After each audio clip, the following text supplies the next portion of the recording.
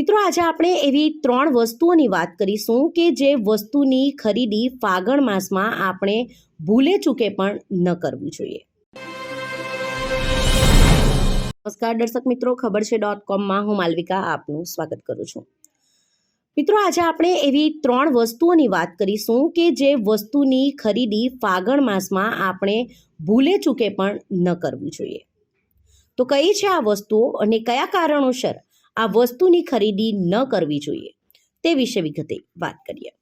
ધાર્મિક માન્યતાઓ અનુસાર ફાગણ મહિનામાં જે વ્યક્તિ ભગવાન કૃષ્ણની વિધિવત પૂજા અર્ચના કરે છે તેની દરેક મનોકામના પૂર્ણ થાય છે. આ ઉપરાંત આ મહિને કેટલીક વસ્તુઓની ખરીદી ન કરવી જોઈએ.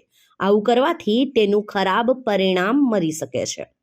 ફાગણ મહિનો હિન્દુ કેલેન્ડરનો છેલ્લો મહિનો હોય છે. ત્યારબાદ ચૈત્ર મહિનાથી હિન્દુ નવ વર્ષની શરૂઆત થાય છે. આ મહિનો ભગવાન શ્રી કૃષ્ણને સમર્પિત હોય છે.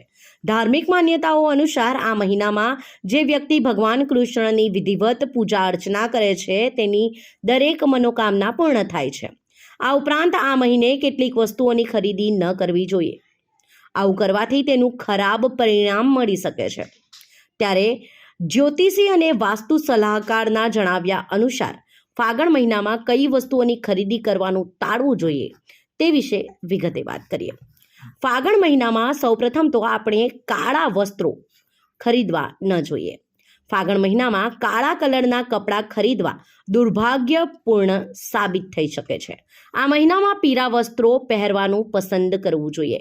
આ મહિનામાં પીળા વસ્ત્રો પહેરવાનું પણ મહત્વ છે. પીળો કલર સકારાત્મક ઉર્જાનું પ્રતિનિધિત્વ કરે છે.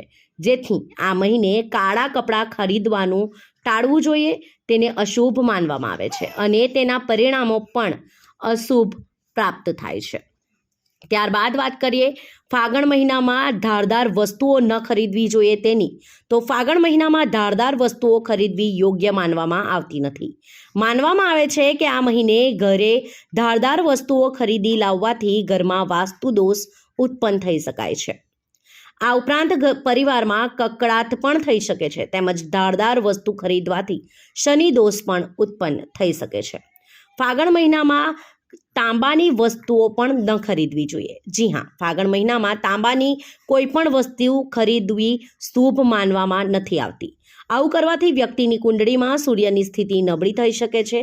જેથી ફાગણ મહિનામાં તાંબુ કે તાંબા સાથે સંબંધિત કોઈ પણ વસ્તુઓ ખરીદવાનું ટાળવું જોઈએ. ત્યારબાદ વાત કરીએ કાચની વસ્તુઓની. તો ફાગણ મહિનામાં કાચની વસ્તુઓ ખરીદવી શુભ નથી માનવામાં આવતી. કાચ શુક્રનું પ્રતિનિધિત્વ કરે છે. જેથી ફાગણ મહિનામાં કાચમાંથી બનેલી વસ્તુઓ ખરીદવાથી શુક્ર દોષ થઈ શકે છે. પરિણામે વ્યક્તિને ભૌતિક સુખ સુવિધાઓમાં સમસ્યાઓ પેદા થવા લાગે છે. જેથી ફાગણ મહિનામાં કાચ કે કાચની બનેલી કોઈ પણ પ્રકારની ચીજવસ્તુઓ ન ખરીદવી જોઈએ. આમ જો તમે પણ જ્યોતિષ શાસ્ત્રમાં માનતા હોવ તો આ પ્રમાણે તમારે કરવું જોઈએ. ફાગણ માસમાં ભૂલે ચૂકે પણ અહીં જણાવી તે વસ્તુઓની ખરીદી ન કરવી જોઈએ.